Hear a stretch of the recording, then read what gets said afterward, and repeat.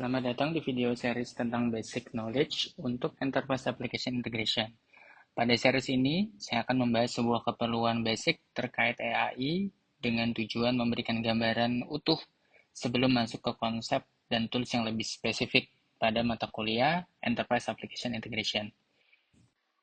Pada series kali ini, saya akan bagi jadi dua bagian bahasan. Bahasan pertama yaitu recap MVC yang akan membahas review konsep MVC, implementasi pada sebuah proyek Laravel, dan best practice yang ada. Bagian kedua, kita akan bahas bagaimana cara membuat endpoint, tentunya dengan konsep REST API, dari sebuah proyek existing Laravel. Sehingga nanti akan lebih terbayang ya implementasinya. Nah, pada bagian pertama ini, saya akan berfokus pada bahasan terkait MVC saja. Pertama, nanti kita bahas konsepnya, dan yang kedua nanti terkait implementasinya dari sebuah proyek Laravel. Nah, kita langsung saja bahas bagian pertama. MVC adalah sebuah arsitektur pada aplikasi web yang bertujuan untuk membagi tanggung jawab berdasarkan perannya. Sebagai contoh kita langsung ya ke bagian yang pertama, model. Nah, ini bertugas untuk mengatur data dan logika bisnis. Jadi, tugas untuk jalannya sebuah query ke database, nah itu diatur oleh si model ini. Kemudian yang kedua adalah view untuk mengatur tampilannya. Nah, pengaturan tampilan, bagaimana data itu akan dimunculkan, kemudian akan ditransform, ya sesuai dengan kebutuhan view-nya, nah itu akan dibahas di view. Kemudian yang ketiga adalah controller. Nah, ini sebagai pengatur alurnya, ya. Ketika menerima input user, kemudian meneruskan ke model, atau balik lagi ke view, ya. Menampilkan view misalkan terkait yang berhasil, transaksi yang berhasil, atau transaksi yang error. Nah, itu tugas dari controller. Nah, lebih jelasnya kita coba lihat pada slide selanjutnya. Nah, pada slide berikut, MVC digambarkan secara lebih konkret ya, dengan menggunakan diagram alir. Nah, diagram alir ini bermulai dari view ya, yang berhubungan dengan user, yang kemudian bisa saja memberikan sebuah respons ya. Misalkan respons sebuah halaman, kemudian nanti request-nya itu akan di request oleh user, misalkan dia klik sesuatu, nanti sebenarnya bukan ke view ya, interaksinya tapi ke controller. Di controller nanti akan ditentukan apakah ini harus kembali ke view lagi ataukah harus ke model atau seperti apa. Nah, nanti disinilah sebuah controller itu bekerja ya, gunanya untuk menentukan ya, mengontrol ya, ini harus kemana ya alirannya, begitu. In case misalkan alirannya kembali ke view ya, nanti view-nya yang akan memberikan langsung respons ke user. Atau misalkan ternyata di case lain, controller tadi itu request data ke model. Nanti model akan request data lagi ke database ya. Kemudian nanti database sudah respons ke model, nanti model yang respons lagi ke controller. Begitu seterusnya. Ya, sehingga nanti kesinambungan MVC ini berjalanlah. Oke, setelah kita tahu dan memahami basic konsep dari MVC tadi, nah kita coba akan bahas ya lebih jauh terkait konsep penerapannya pada proyek Laravel.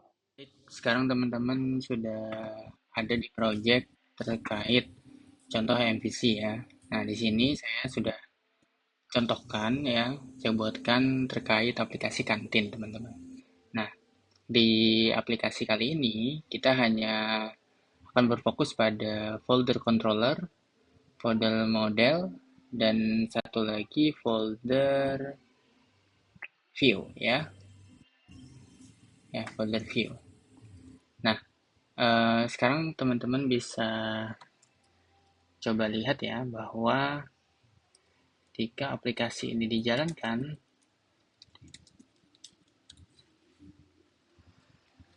ketika aplikasi ini dijalankan, nah kita akan bisa akses ya menggunakan tampilan seperti ini.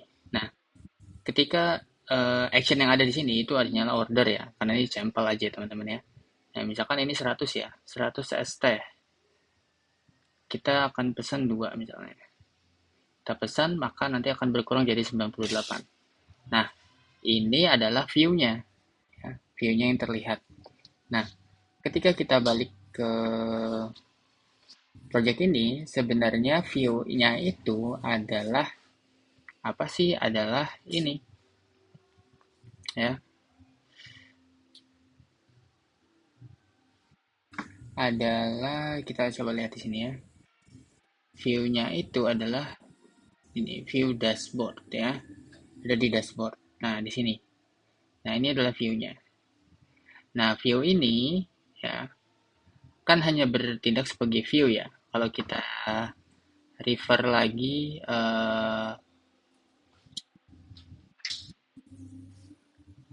tampilan diagram alir yang ini ya teman-teman. Diagram alir yang ini ya, diagram alir yang ini, maka kita akan bisa lihat bahwa user itu kan nanti akan ke view ya, berinteraksi dengan view, kemudian nanti klik sesuatu itu sebenarnya ke controller.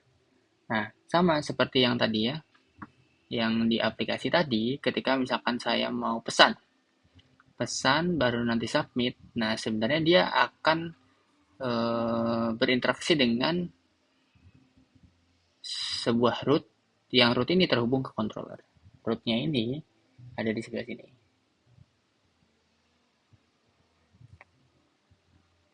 Ya, ini root orders kan tadi ya. Ini root order store. Ya, root orders store. Oke. Okay. Nah, kita cek di order controller. Order store itu akan kemana sih? Nah, order store itu ya sebenarnya dia akan melakukan satu pencarian dulu ya, pencarian produknya itu ada atau tidak. Ketika ada, sudah. Nah, didapatkan di sini. Ketika memang produknya ada, maka dia akan melewati if yang ini, ya. Karena ini kan untuk handle yang tidak ditemukan. Nah, setelah melewati ini ternyata dicek lagi kuantitinya. Kuantitinya diambil sesuai dengan requestannya. Tadi misalkan requestannya 2 ya, ambil 2 sini. Nah, ketika dia tidak kurang atau sama dengan 0, maka nggak akan masuk if yang ini. Berarti masuknya ke if yang ini. If yang ini itu, oh sorry, dicek lagi ke if yang ini. Kalau misalnya stoknya masih ada, ya maka lewat lagi.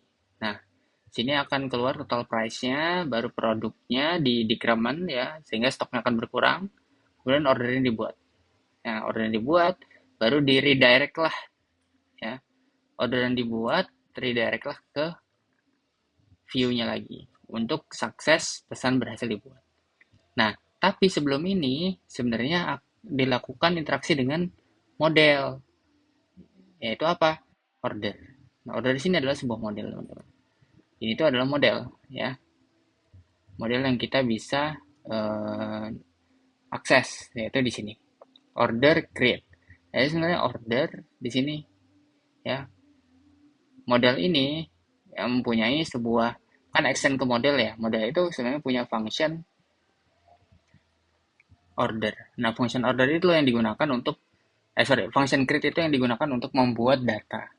Nah, query-nya dihandle oleh model ya, karena ini framework, jadi udah kita nggak usah buat lagi query-nya ya teman-teman ya. Jadi cukup ya udah create itu nanti akan langsung tahu modelnya ya bahwa oh aku harus membuat orderan tersebut. Jadi berarti terhubunglah ke database. Begitu ya. Nah, sebenarnya database-nya tahu dari mana Pak? Sudah terhubung atau tidak? Nah, itu dari connection yang di sini.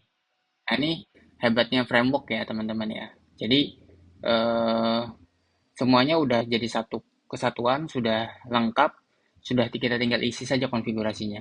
Nah, begitu sudah terhubung, ya. Nah, kita tinggal custom aja controllernya, modelnya sesuai kebutuhan kita. Oke. Nah, ketika kita mau tahu ya, DB-nya tadi itu sudah terhubung atau belum, gampangnya adalah di sini. Kita udah tahu nih, yang tadi ketika kita klik yang dashboard, akan muncul semua nih, teman-teman. Ya, muncul semua ini. Nah, ini sebenarnya kita bisa cek di sini. Ya, ada fungsi DD ya. Fungsi DD itu di dia di kill ya, di line ke 19. Ya, nanti dia nggak akan sampai return ke view ya teman-teman ya. Jadi akan berhenti di controller. Nah, ini salah satu contohnya ya. Yang ini di atas abaikan aja ya teman-teman ya, karena ini lokal jadi muncul ini SSL. Nah, ini adalah bukti bahwa dari model tadi itu ditransfer ke controller, baru nanti ke view. Nah, karena view-nya tadi kita pause ya sebelum line 21 tadi kita pause di 19, maka dia berhenti di 19. Ketika berhenti di 19, kita tahulah bahwa products itu ya isinya ada 6 data ya. Yang isinya ini semuanya dari database nih menggunakan connection MySQL kan. Nah, baru nanti di sini adalah atribut-atributnya. Ada nasi goreng, stoknya sekian, dan lain-lain. Nah, data inilah yang diberikan ke controller, baru controller ngatur nih. Karena di sini fungsi kontrol tuh, ingat ya, kontrol tuh hanya mengatur lalu lintasnya saja. Nah, sedangkan pengaturan penampilannya ada di view. Nah, ketika sudah ya udah memastikan oh produksinya udah ada nih, ya udah kita lempar ke view. Nah, di view nanti tinggal diatur. Ini view-nya di mana? Di dashboard. Kita buka dashboard-nya. Nah, nanti diaturlah di sini, ya. Diatur bagaimana kita menampilkannya. Ya, menampilkannya pakai ini, ya. Oke, for else, bla bla bla bla bla, sehingga muncullah produknya apa, produk ID-nya apa, name-nya apa, harganya berapa, stoknya berapa, begitu ya. Sehingga nanti kita bisa order. Gitu. Ya teman-teman ya. Nah, inilah fungsi dari sebuah view untuk mengatur tampilannya. Nah, kita balik lagi ke sini ya. Kita coba ini komen lagi. Sorry. Kita tampilkan. Nah, jadi muncullah 6 tadi ya sesuai ya sama yang ada di database. Nah, itulah fungsinya dari MVC, teman-teman. Sehingga kita mulainya akan jauh lebih mudah. Gitu ya. Oke, teman-teman. Ini adalah yang arsitekturnya monolit. Common-nya teman-teman belajar ini dan menggunakan ini di mata kuliah WAD ya. Nah, tapi nanti saya akan tunjukkan contoh yang kita menggunakan service layer.